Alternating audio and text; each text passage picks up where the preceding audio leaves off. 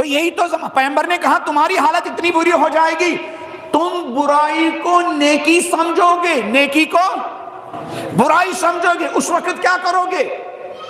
وہ زمانہ بعد میں نہیں آئے گا، ہم اسی زمانے میں جی رہے ہیں، ہم اسی زمانے میں جی رہے ہیں جہاں منبر پر کسی عالم دین نے دیکھا کہ بھائی قوم تو سوئی ہوئی ہے، 2.5 مہینے میں ہزاروں کی تعداد میں مجلس ہو رہی ہے، کہیں پر حسین کے حقیقی درد کے بارے میں بات نہیں ہو رہی ہے، ساری قوم اس پر ٹوٹ پڑتی ہے، ساری قوم اس پر ٹوٹ پڑتی ہے، سارے منبر سے اس کے خلاف بولایا جاتا ہے۔ اس نے وہی بات کی سیرت۔ اگر کسی عالم دین نے کہا بھائی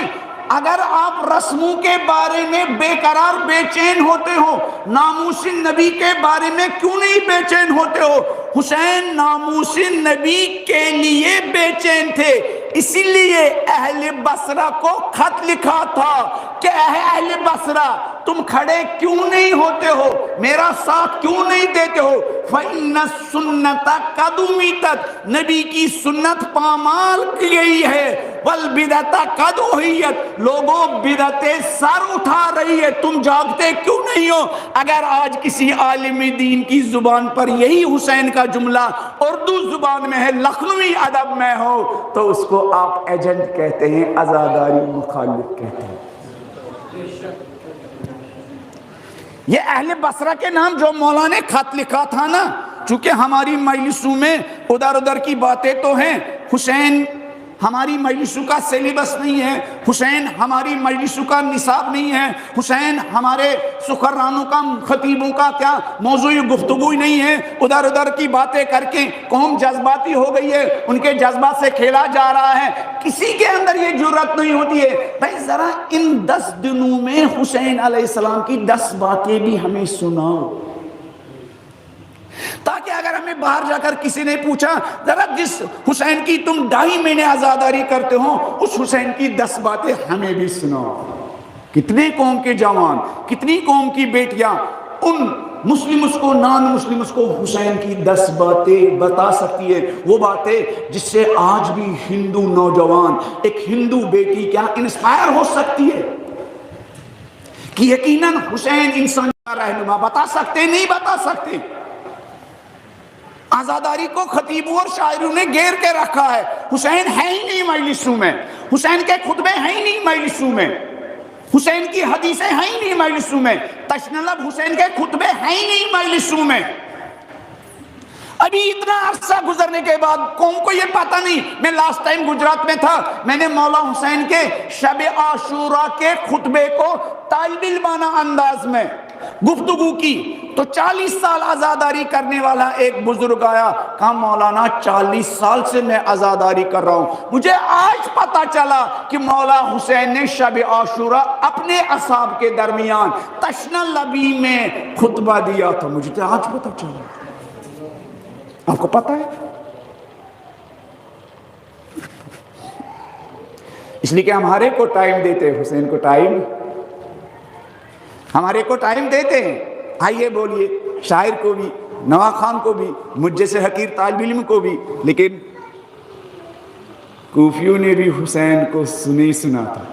تاریخ نے لکھا جب روز عاشورہ حسین خطبہ دے رہے تھے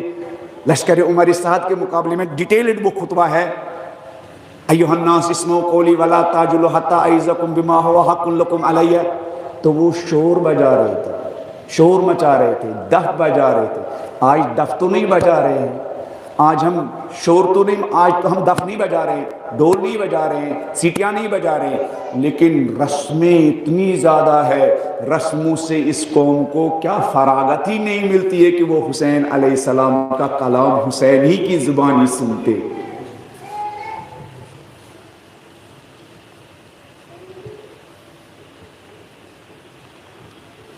ابھی میں زیارت پر گیا تھا، میں نے اپنے ایک دوست سے کہا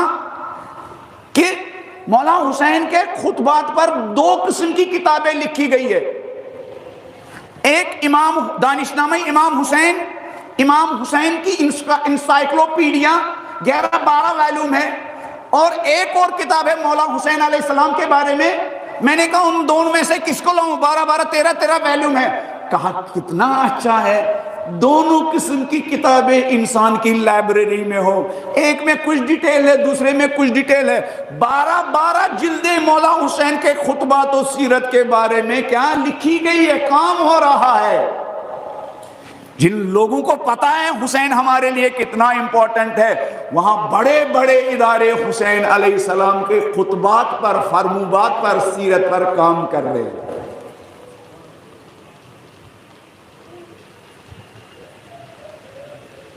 تو پیغمبر نے فرمایا تمہاری حالت کیا ہوگی اس وقت کہ جب تمہاری نگاہوں میں نیکیاں کیا بن جائیں گی، برائیاں، اور برائیاں جگانے والوں کو آپ ایجنٹ کا لیبل لگائیں گے اور ایجنٹوں کو آپ کیا محافظ عزا کا ٹائٹل دیں گے جب تمہاری یہ حالت ہو جائے گی۔ جگانے والوں کو ایجنٹ کا لیبل لگایا جائے گا، بیدار کرنے والوں کو ایجنٹ کا لیبل لگایا جائے گا، حسین کی سننے کے لیے آمادہ کرنے والے دلسوز علماء کو ایجنٹ کا لیبل لگایا جائے گا، اور قوم کے جذبات کے ساتھ کھیلنے والوں کو محافظ عزا کہا جائے گا۔ قوم کو سلانے کا جن کا مشن ہے ان کو محافظ عزا کہا جائے گا۔ قوم کو جگانے کا جن کا مشن ہے، قوم کو بیدار کرنے کا جن کا مشن ہے، قوم کے اندر بیداری کی اذان دینے کی جن کا مشن ہے، ان کو ایجنٹ کہا جائے گا۔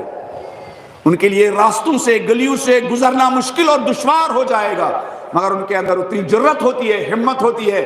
کہ وہ ہر دم جام شہادت پینے کے لیے کی نیت سے ہی گھر سے نکلتے ہیں۔